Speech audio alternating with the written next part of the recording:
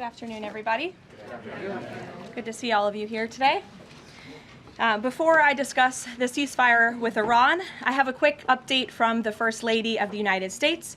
Yesterday marked the very first conviction under the Take It Down Act, landmark legislation that First Lady Melania Trump played an instrumental role in getting passed that protects victims from non-consensual AI-generated sexually explicit images, cyber stalking, and threats of violence. This is a huge achievement for the First Lady, and I know the President is very proud of his wife's efforts in getting this critical legislation passed to protect America's youth. So we thank the First Lady for her efforts, and we hope that others will report on this historic conviction yesterday.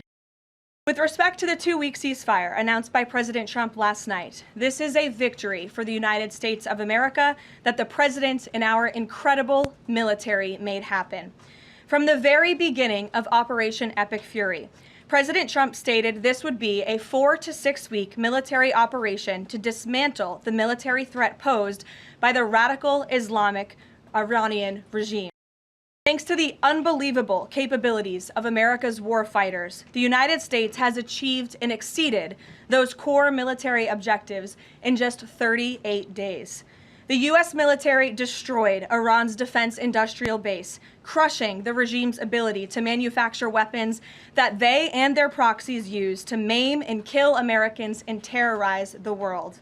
Iran's ability to build and stockpile ballistic missiles and long-range drones has also been set back by years compared to where it was 6 weeks ago prior to the launch of Operation Epic Fury. We destroyed the vast majority of Iran's ballistic missiles, launcher vehicles, and long-range attack drones through more than 450 strikes on ballistic missiles and approximately 800 strikes on Iran's drone launching units and storage facilities.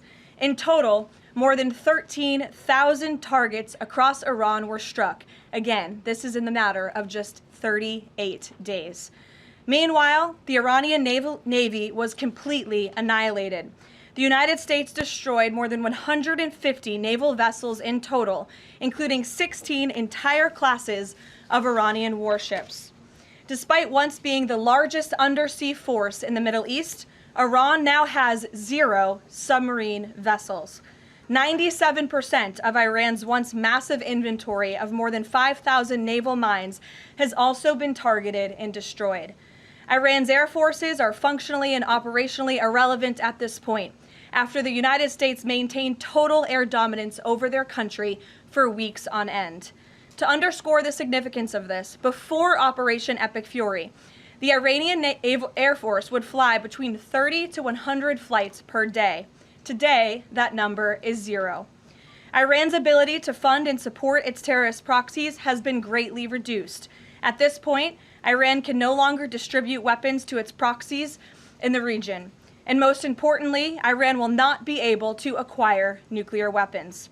Prior to the start of this successful operation, Iran was aggressively expanding its short-range ballistic missile arsenal.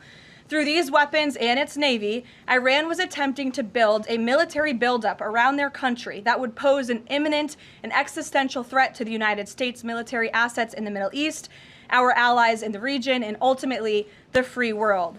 Iran was pursuing this dangerous and aggressive strategy for one reason: to hold the entire world hostage to its terrorist ambitions. The Iranians aim to use their expanded military capabilities as a shield around their country to continue achieving their ultimate goal internally, building nuclear bombs. But their murderous and evil plans have been blown up, quite literally and figuratively, along with their military, their nuclear program, and most of their senior leadership, including the former Supreme Leader Ayatollah Ali Khamenei. Their command and control structures were also massively disrupted after being struck more than 2,000 times. Many of their remaining leaders are paralyzed in fear and no longer enjoy the freedom to move around their country freely and meet openly. Thanks to the unmatched excellence of our warriors at the direction of the Commander-in-Chief, the world has just witnessed a historically swift and successful military triumph. President Trump started Operation Epic Fury with strategic military objectives, and the United States has clearly achieved them. As we mark this progress, we also remember and honor the 13 American heroes who laid down their lives in this noble effort. I know President Trump and our grateful nation honors their ultimate sacrifice, and we will never forget them. May God bless their families.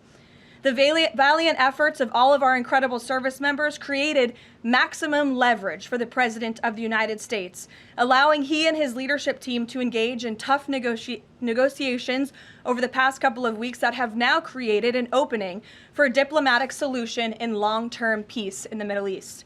The President's maximum pressure and the leverage created by the success of Operation Epic Fury led to the Iranian regime asking for and ultimately agreeing to a ceasefire proposal with the United States. Iran could no longer tolerate being bombed or taking the gamble of what was to come following President Trump's 8 p.m. deadline last night.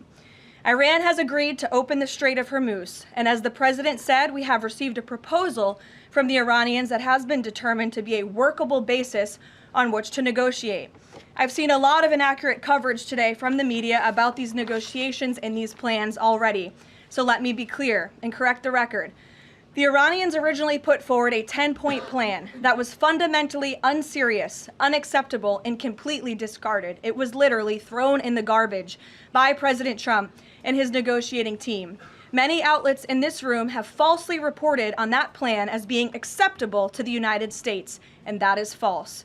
With the President's deadline fast approaching and the United States military completely decimating Iran with each passing hour, the regime acknowledged reality to the negotiating team. They put forward a more reasonable and entirely different and condensed plan to the President and his team. President Trump and the team determined the new modified plan was a workable basis on which to negotiate and to align it with our own 15-point proposal. The President's red lines, namely the end of Iranian enrichment in Iran, have not changed. And the idea that President Trump would ever accept an Iranian wish list as a deal is completely absurd. The President will only make a deal that serves in the best interests of the United States of America, and he as a negotiating team will focus on this effort over the next 2 weeks, so long as the Strait of Hormuz remains open with no limitations or delays. These extraordinarily sensitive and complex negotiations will take place behind closed doors over the course of the next 2 weeks. I would strongly advise the media against running with narratives that have no basis in fact. What Iran says publicly or feeds to all of you in the press is much different than what they communicate to the United States, the President, and his team privately. Never underestimate President Trump's ability to successfully advance America's interests and broker peace.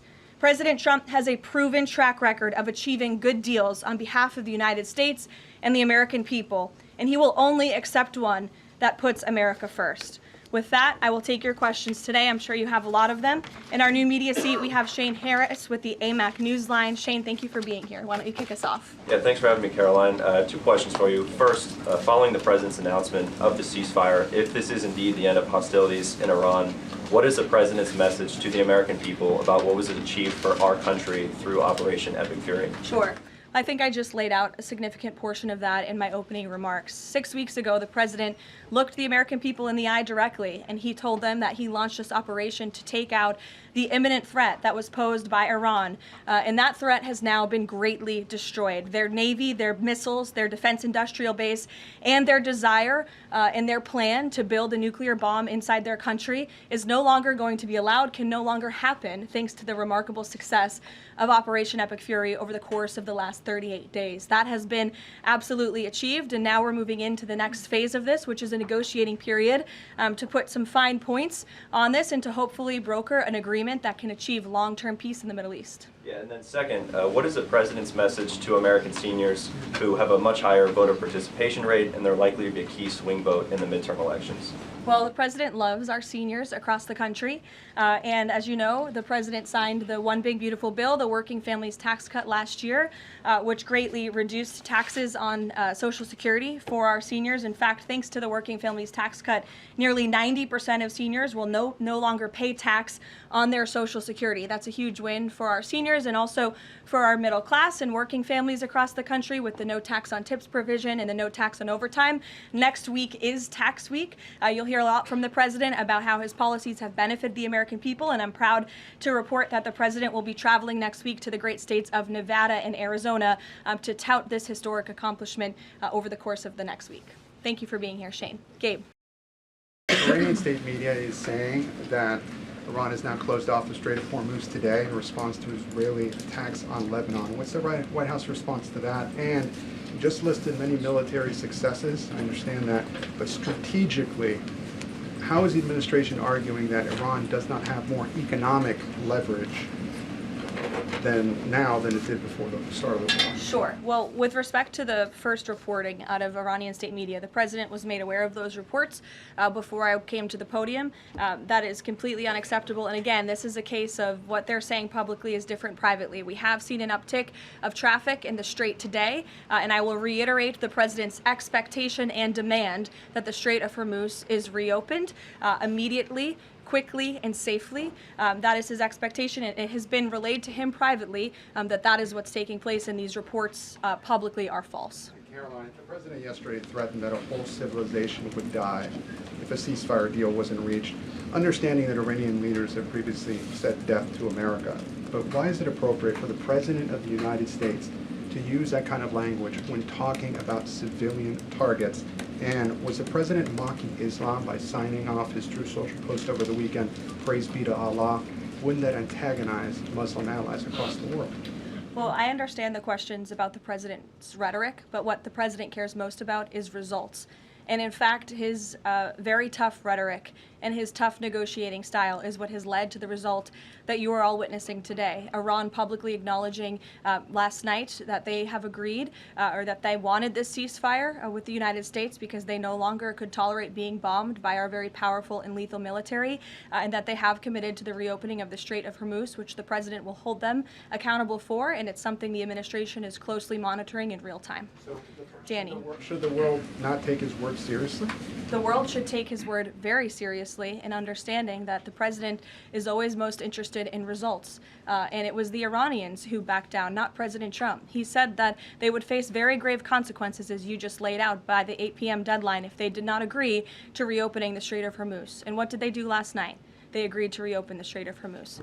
Danny. Thanks, Caroline. Would President Trump like to see Lebanon included in this peace deal? Because as you know, there have been increased Israeli strikes on Lebanon today with dozens of casualties there. Sure. Lebanon is not part of the ceasefire. That has been relayed to all parties involved in the ceasefire. As you know, Prime Minister Netanyahu put out a statement last night in support of the ceasefire, in support of the United States' efforts, and he's also assured the president they'll continue to be a helpful partner throughout the course of the next 2 weeks. Is there any thought, though, that the president might like to see Lebanon included at a future date, given that it seems to be causing or potentially undermining the Iran ceasefire? Again, this will continue to be discussed, I am sure, between the President and Prime Minister Netanyahu, the United States and Israel, and all of the parties involved. But at this point in time, they're not included in the ceasefire deal. Jeff. Caroline, will the U.S. take part in talks with Iran in Islamabad on Friday? I can announce that the president is dispatching his negotiating team, led by the Vice President of the United States, JD Vance, Special Envoy Witkoff, and Mr. Kushner to Islamabad for talks this weekend. The first round of those talks will take place on Saturday morning local time, and we look forward to those in-person meetings. What role does the president see for the U.S. in monitoring or helping with the Strait of Hormuz going forward? I think the president commented on that this morning. We're going to continue to monitor it very, very closely. We will be helpful in any way that we can, but we fully expect Iran to do this, and the president has made that quite clear as well. It's, again, as his statement said last night, this ceasefire is subject to the safe reopening of the Strait of Hormuz. Again, this was just determined last night. We understand things take time, but that's the president's expectation, and he will hold everyone to it. Sure, in the green blazer. Thank you, Caroline. Sure, and then in front of you. But Andrew, you can go ahead. All right. You're not wearing a green blazer. You can... I am actually wearing a green blazer. It's a little brown to me, but go ahead. Fair enough. Regarding the president's rhetoric, when the U.S. invaded Iraq in 2003, George W. Bush said in a message to the Iraqi people that the military campaign was directed, quote, against the lawless men who rule your country and not against you. Yesterday, the president threatened to destroy Iran's civilization, the entire civilization. Not the Iranian government, but the Iranian civilization, the Iranian people. The U.S. has been a moral leader for most of its history by fighting wars against other governments, not against civilizations. How can the president claim that America can ever have the moral high ground if he's threatening to destroy civilizations and not casting wars as fights against other governments? Andrew, I think you should take a look at the actions of this president over the course of the past 6 weeks and the actions of our brave men and women in our United States military who have taken out essentially taken out the military of a rogue Islamic regime that has chanted death to America for 47 years, that has killed and maimed thousands of American soldiers over the course of the last 5 decades. The president absolutely has the moral high ground over the Iranian terrorist regime, and for you to even suggest otherwise is frankly insulting. With all due respect, Caroline, Go ahead. with all due respect, Go ahead. there is... Just given what we've seen in Lebanon today and the increased attacks from Israel, I mean, is there any concern that Netanyahu is trying to kill the ceasefire? The president spoke with Prime Minister Netanyahu last night, and in that private conversation, Prime Minister Netanyahu relayed exactly what he said to the world publicly, that he supports the president, and Israel remains a key ally and partner to the United States. They've been a tremendous partner over the course of the past 6 weeks, and we thank them for their heroic efforts as well. The president had that conversation last night, and that was relayed to the world publicly as well. Reagan, go ahead. Thank you, Caroline. I have a question for you on Iran, and I have a question on the Dignity Act as well. On Iran, it's been reported that the ceasefire was struck after the involvement of 2 unlikely factors, JD Vance and China. What role did those parties play in striking a deal? Well, Vice President Vance has played a very significant and a key role in this since the very beginning. Of course, he's the president's right-hand man. He is the Vice President of the United States. He's been involved in all of these discussions, and as I just announced, he'll be leading this new phase of negotiations in Islamabad later this week. With respect to China, there were conversations that took place between top levels of our government and China's government. The president has great respect for President Xi and a great working relationship with him and with that country, and he looks forward to visiting China in just a few weeks. And on the Dignity Act, it's getting a fresh push through Congress. It would give some illegal immigrants in the country a path to citizenship. What's the White House's position on this legislation, and would the president sign it if it made it to his desk? Honestly, Reagan, I haven't spoken to the president about the legislation, but I will have that conversation, and we'll get you our formal position on it as soon as we can. You're welcome. Go ahead. The president suggested in an interview this morning that he would support a joint U.S.-Iranian venture to charge tolls for ships going through the strait. Does the president believe that the U.S. should earn revenue from the Strait of Hormuz going forward? It's an idea the president has floated, as you know, and it's something that will continue to be discussed over the course of the next 2 weeks. But the immediate priority of the president is the reopening of the strait without any limitations, whether in the form of tolls or otherwise. And on the highly enriched uranium, has Iran given the administration any indication that it would simply turn over the enriched uranium, or is this an expectation that the president has that he would have to send in ground troops in order to do that? This is on the top of the priority list for the president and his negotiating team as they head into this next round of discussions. And as I said in my opener, that is a red line that the president is not going to back away from, and he's committed to ensuring that takes place. We hope it will be through diplomacy. Have they given any indication that they would turn it over? They have. They have. Yes. Trevor. The latest news out of Iran is that the air defenses have been activated in several cities, including Isfahan, and that explosions have been heard in Isfahan. Who is bombing Iran right now? Were those reports just as of a few minutes ago? Yeah. Okay, so obviously I'll have to go back and check with the national security team. I'm standing out here with all of you, but I will do that and we will get you an answer, okay? And just on the civilization question that we've been talking about. And I would just add to that point, again, I haven't seen these reports. I'm not verifying them. Not that I don't trust you, Trevor, but I want to go back and check with the experts here at the White House. I would just say, and I would echo what the Vice President said this morning, this is a fragile truce. Ceasefires are fragile by nature. We've seen this with respect respect to the 12-day war with Iran and Israel last year. It takes time sometimes for these ceasefires to be fully effectuated. And one of the results of Operation Epic Fury was we completely dismantled Iran's command and control center, which makes it difficult for them to pass messages up and down the chain. And so we understand that. I would caution a little bit of patience, but of course we want to see the ceasefire effectuated and abided by all parties as quickly as possible. Thank you. And the American presidential administrations, going back to Ronald Reagan, have said this formulation about nuclear war, that a nuclear war cannot be won and must never be fought. Is that still the view of this administration, given the president's comments about civilization? I have no change in our view on that policy. Katie. Thanks, Caroline. I'm just, given the gravity of what he said yesterday, what was your understanding of what he meant when he said, this civilization is going to be eliminated?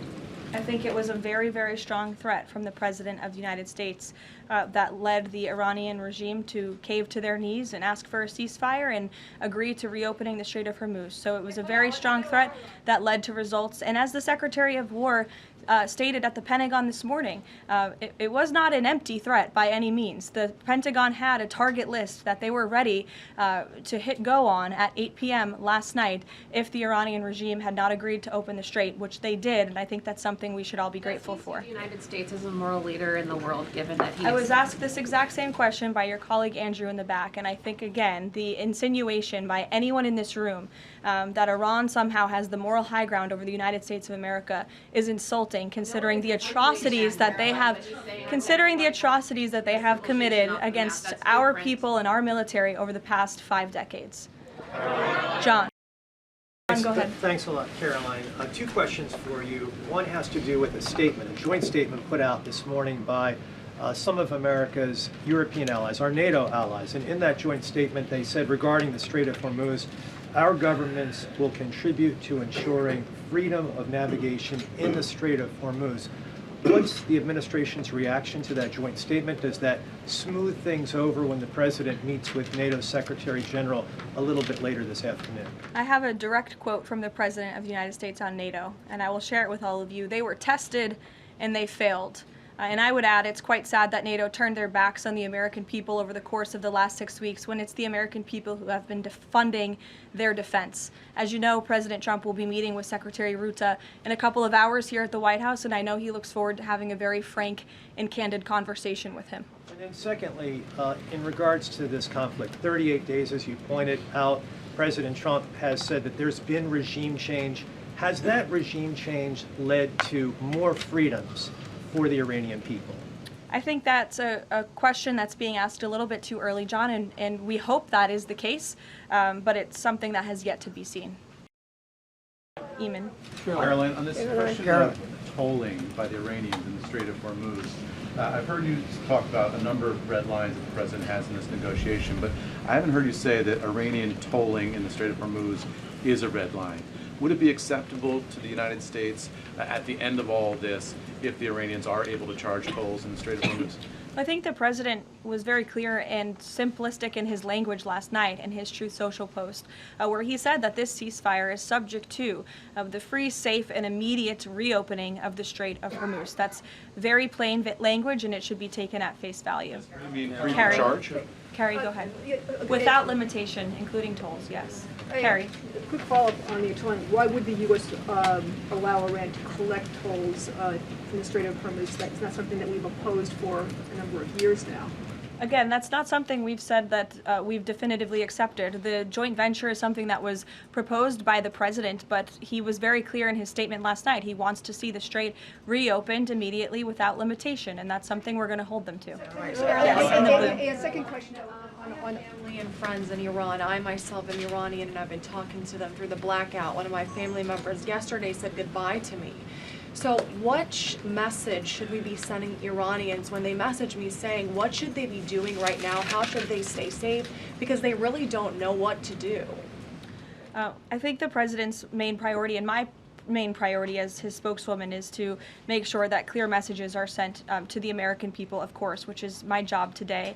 With respect to the Iranian people, the president, has taken out the imminent threat that was posed by their military to the United States, to our allies in the region, to our forces in the region, and of course, as the president has long said, he hopes that Iran will be a country of peace, of prosperity, and we're moving into this next round of negotiations to hopefully come to an agreement with this new regime that will create long-term stability in the Middle East. He has said that they should stay inside of their homes and also take back their country. So there's a contradiction there. So how do you address that? Again, we're moving into this next round of negotiations with the remnants of the regime and those that we are speaking with now to hopefully reach a place of peace long-term for the region, and that includes the Iranian people as well. In the blue, go ahead. Thank you, Karoline. The White House posted the statement from the Iranian government that passage in the Strait will be coordinated with Iran's armed forces. As of today, who controls the Strait of Hormuz? Again, these statements were put out 12 hours ago. We expect that the strait will be opened immediately. As I've said earlier, we have seen an uptick in traffic in the strait, and it's something that we are monitoring minute by minute, hour by hour as the days go on. Who controls the strait right now? Two questions. One on the deportations of Iranian officials, and then on the negotiations. Are there still security concerns about Vice President Vance being part of these peace talks, Steve Witkoff, Jared Kushner? And then two, given the ongoing deportation of General Soleimani's niece, does the Trump administration plan to deport more relatives or people in the families of Iranian officials that are in the U.S.? Certainly, anyone who is here fraudulently. I understand one of the individuals who their visa was revoked by Secretary Rubio and they were deported by ICE. They had a fraudulent asylum claim. That's against the laws of the United States. So anyone who is here illegally or fraudulently is subject to our nation's immigration laws and will be removed from our country. And I know this continues to be a top priority for the State Department, working in conjunction with the Department of Homeland Security.